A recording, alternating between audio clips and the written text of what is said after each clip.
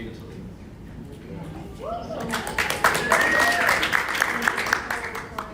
All the uncommitted delegates. As you know, I come from the battleground of state of Michigan, where we have the largest concentration of Arab Americans in the United States. Every corner of my district, you will find a family that is directly impacted by the genocide that is happening in Gaza, by the fact that our country continues to fund and send bombs to kill their family members, their loved ones.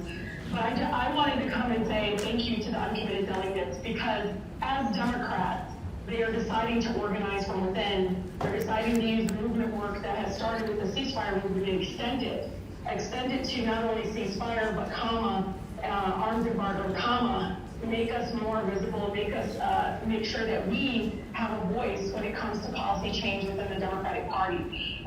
This is not an Arab American or a Muslim issue. I repeat, this is not. When you look at the numbers in Michigan, the 110,000 people that voted uncommitted, over 700,000 across the country, they are from all likes, all faiths.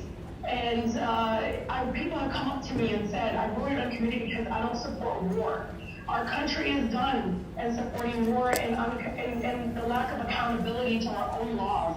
Leahy laws were passed for a reason to prevent what is happening now in Gaza with the Palestinian people. It was literally put into place to prevent us, the American people, to fund and support war crimes. And so I commend them. This is more than just having a visible speaker on that stage.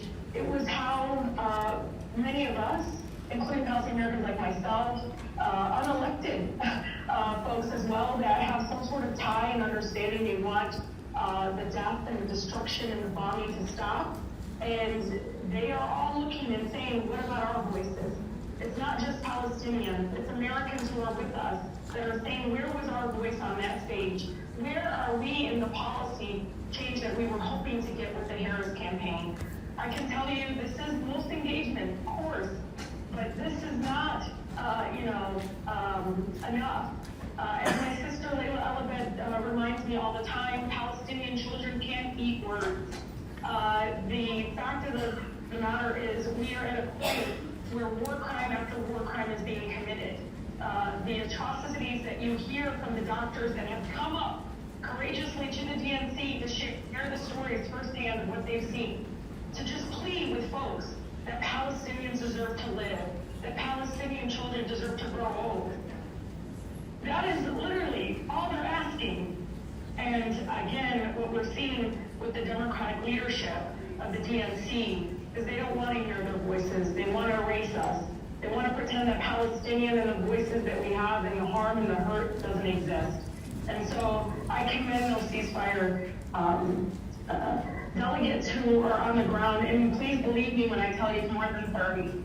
There are Harris delegates and DNC delegates and state elected and local elected delegates that are also with us, that are saying enough is enough. We need to end this. And the way you do it is by working with the very people that are harmed the most. I can continue to show you numbers, continue to tell the stories of Al-Shama, of Hind, of all the people that we continue to mourn to this day. But we shouldn't have to beg our own party.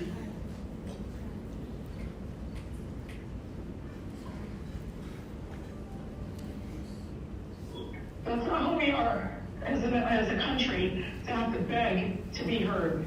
And so, as we continue to work in good faith, we are going to learn from those before us, from Emmett Till's mother, who Abdel Nasser, a state representative, where she reminded me, she made sure that casket was open so that no one would look away.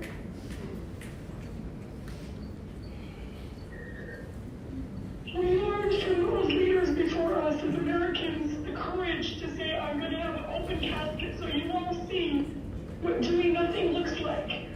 And I'm telling all of you, we are trying to open the casket so you can all not look away. You can say with words that you won't look away, Vice President Harris, but not allowing us to speak the bare minimum. There's not even a policy change. It was the bare minimum. It was a good gesture. You were looking away. So we'll continue to learn from those before us as coming from I'm constantly reminded by Black mothers, leadership, my former teachers, that speaking truth to power is so incredibly important to transform our country. It doesn't come from institutions from within, but it comes from us, movement people, those that are sitting outside of United Conference right now. It comes from that. I want to be proud of the decisions that we make, but I'm really incredibly disappointed and just ask, as Americans across the country who have sent me letters, who sent